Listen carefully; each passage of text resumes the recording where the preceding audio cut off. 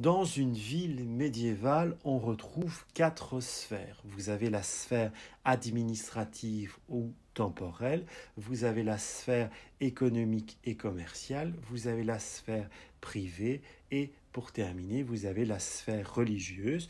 Je vous propose maintenant de voir ces 4 sphères différentes en nous intéressant aux bâtiments anciens qui se trouvent toujours aujourd'hui dans la ville de Bruges et qui témoignent du passé médiéval de la ville.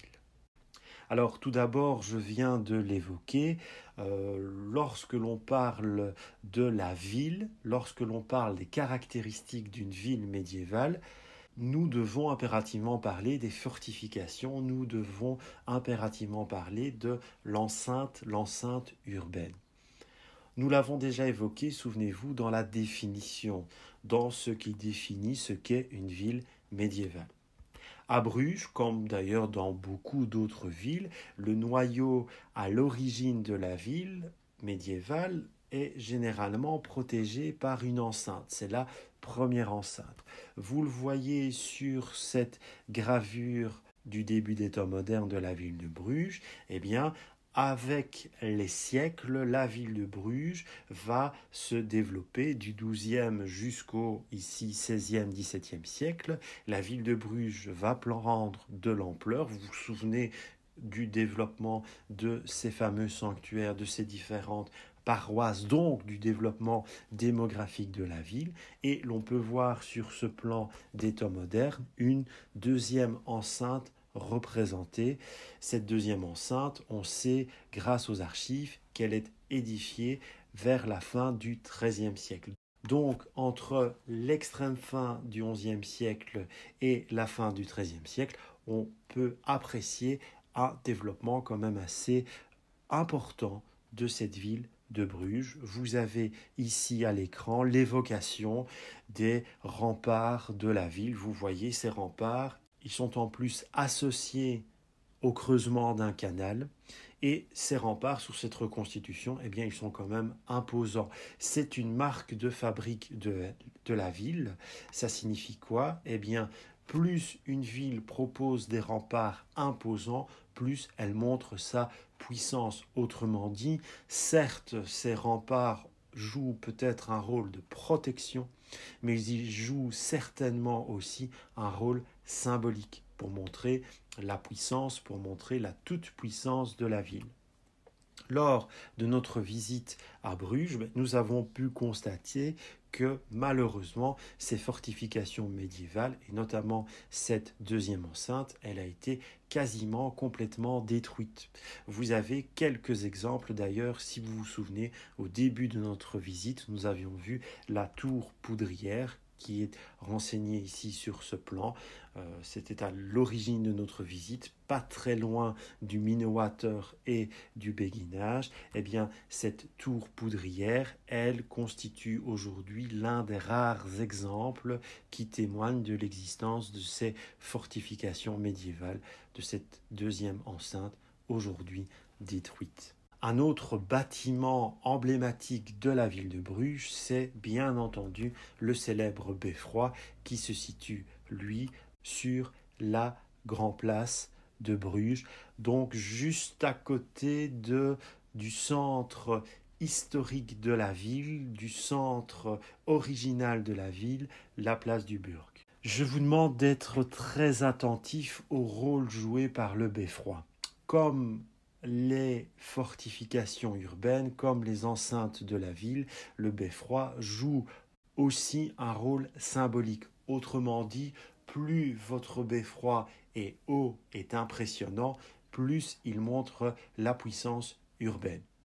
Le beffroi joue aussi le rôle de tour-clocher. Vous avez dans le beffroi de Bruges et dans d'autres beffrois, qu'ils soient médiévaux ou des temps modernes, vous avez toujours la présence de cloches. Les cloches du beffroi vont permettre véritablement de régler les moments de la journée. Si les cloches sonnent, c'est pour annoncer l'un ou l'autre événement, pour annoncer le passage d'une heure à une autre, bref, pour gérer, si vous voulez, socialement la ville. Et c'est cette ville, c'est le pouvoir urbain qui possède ces cloches, donc qui permet de réguler les différents moments de la journée. C'est excessivement important. À titre d'exemple, prenez par exemple le cas d'une école. Eh bien, qui va régler, qui va faire sonner la sonnette, qui va permettre aux enfants de passer, par exemple, de la situation classe vers la cour de récréation, ou de savoir qu'il est temps de passer au temps de midi et donc de manger ses tartines, eh bien, c'est la direction qui décide de ça. Eh bien, à l'époque, dans une ville médiévale, c'est le pouvoir administratif, c'est le pouvoir urbain qui gère le temps, qui gère l'heure, les moments de la journée. C'est très très important pour ce pouvoir de pouvoir gérer les temps de la journée, de gérer, si vous voulez, la vie des personnes qui vivent, qui travaillent dans le centre urbain. Troisième rôle du beffroi, vu sa hauteur, ça peut paraître compréhensible. Le beffroi peut également servir de tour de guet, c'est-à-dire que l'on positionne un surveillant, un gardien, un guetteur au sommet du beffroi et celui-ci peut observer la zone autour de la ville et même les campagnes avoisinantes et peut-être, si nécessaire, prévenir de l'arrivée d'ennemis. Dernière chose, dernier grand rôle du beffroi, et c'est un rôle aussi très important, c'est dans le beffroi, véritable symbole de la ville, de sa puissance urbaine et temporelle, c'est dans le beffroi que la ville va conserver ses documents précieux, ses archives et aussi ses chartes. Qu'est-ce qu'une charte ? Eh bien, pour répondre à cette question, je vous propose de nous acheminer juste en face du beffroi. Vous retrouvez une statue. Vous l'avez d'ailleurs analysée lors de votre visite dans Bruges. Cette statue, elle représente deux héros de l'histoire médiévale brugeoise. Vous avez Jan Bredel et Peter de Koning. Sur cette statue, l'on voit l'un des deux personnages qui tient dans la main gauche une charte, un document administratif de l'époque médiévale. Ce document administratif, cette charte, vous la voyez aussi sur cette enluminure. C'est une enluminure qui représente une scène de justice. Nous avons trois personnages à droite qui viennent déposer un document administratif entre les mains d'un échevin, l'un des responsables de la ville. Ce document, cette charte, elle est constituée de quoi ? Eh bien, vous voyez sur ces deux exemples, sur ces deux sources écrites, vous avez tout d'abord du texte. Une charte, c'est un document d'archives, c'est un document qui va être produit par un pouvoir, en l'occurrence ici, un pouvoir administratif pour le document de gauche, un pouvoir seigneurial si vous préférez, et pour le document de droite, il s'agit d'un document d'archives, d'une charte qui est émise par une congrégation religieuse. Comment le sait-on ? Eh bien, on le sait grâce à la présence des célèbres sceaux. Vous voyez sur cet exemple un chevalier qui est représenté sur ce sceau. Alors, comment obtient-on un sceau ? En utilisant une matrice à sceaux. Vous avez une représentation sur cette diapositive.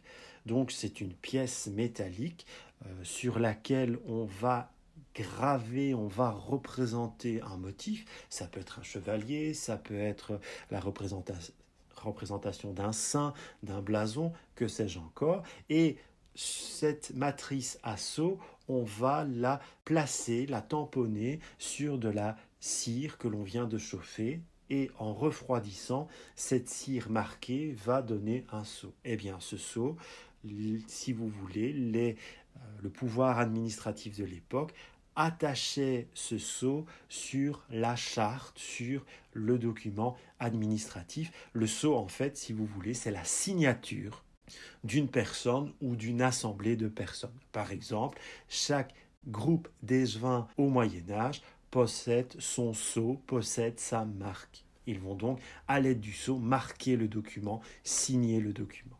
Ces chartes, quelles sont-elles ? Eh bien, ces chartes, si vous voulez, elles vont garantir certains privilèges. Ces privilèges, c'est la ville qui va pouvoir en bénéficier. Ces documents sont donc très intéressants parce qu'imaginons qu'un seigneur souhaite s'emparer d'une ville, eh bien, le pouvoir administratif va faire jouer ces documents, va faire jouer ces chartes dans lesquelles nous retrouvons des actes qui attestent de la possession, qui attestent du pouvoir urbain sur la ville. Donc, si vous voulez, ces documents, c'est aussi un moyen pour l'administration de se protéger, de garantir ses libertés. On parlera d'ailleurs des libertés communales. Ces documents les plus importants aux yeux du pouvoir administratif, eh bien, ce pouvoir administratif, il choisit de les conserver dans la tour Beffroi, la tour de la ville. Revenons sur l'aspect architectural du beffroi de Bruges. Ce beffroi, comme d'autres monuments de la ville, il a été construit à l'époque médiévale, lorsque la ville va progressivement se développer. Mais ce que vous devez savoir, c'est juste une parenthèse que j'ouvre ici, c'est que l'aspect actuel du beffroi n'est pas l'aspect que ce bâtiment avait à l'époque médiévale. En effet, aux alentours du XIIe, XIIIe siècle, le beffroi, il possède une tour nettement moins haute. Déjà une tour édifiée avec les principes de l'architecture gothique, mais vous remarquerez grâce à cette reconstitution, le beffroi, la tour beffroi en tout cas, elle est nettement moins haute et impressionnante qu'aujourd'hui. Et vous avez dans votre cours, comme sur cette diapositive, l'évolution du beffroi, de sa création vers le milieu du XIIIe siècle jusqu'à aujourd'hui. Un dernier bâtiment emblématique de la sphère administrative et du pouvoir temporel, c'est bien entendu l'hôtel de ville. C'est au sein de l'hôtel de ville que va se réunir les échevins. Les échevins qui vont être, si vous voulez, chapeautés par une personnalité, la personnalité la plus importante de la ville, c'est le bourgmestre. Le terme bourgmestre est très intéressant. Pourquoi ? Parce que si l'on en vient à l'étymologie, à l'origine même du mot, bourgmestre, vous scindez ce mot en deux. Vous avez d'un côté le bourg, et de l'autre côté le maître pour le maître. Autrement dit, un bourgmestre jadis, ça signifiait le maître, le chef du bourg, le bourg qui est le centre originel de la ville. Le bourgmestre et ses échevins, quels sont leurs rôles ? Eh bien, ils doivent bien entendu administrer la ville, mais une petite particularité, une petite différence par rapport à leur rôle actuel.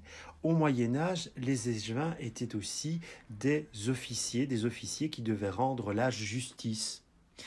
Vous comprenez peut-être mieux pourquoi, sur cette photographie, on retrouve l'hôtel de ville, place du Burg, et jouxtant cet hôtel de ville, vous avez l'ancien greffe, là où se rendait la justice. C'était les échevins de l'époque médiévale qui rendaient cette justice. Donc lorsque vous aviez fauté ou lorsque vous deviez rendre des comptes à l'administration communale, à la ville, notamment ici à la ville de Bruges, eh bien vous étiez jugé par non pas des juges mais par des échevins à l'époque médiévale.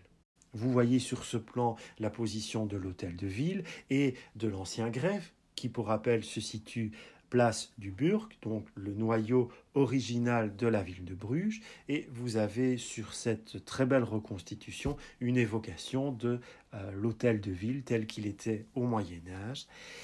Vous voyez un très beau bâtiment sur 2 niveaux, d'inspiration de style gothique avec des tourelles d'angle.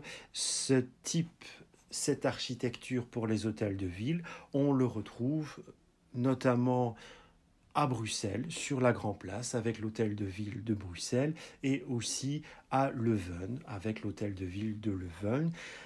Pour l'hôtel de ville de Mons, c'est un petit peu différent. Nous verrons l'histoire de l'hôtel de ville de Mons lors d'un autre cours.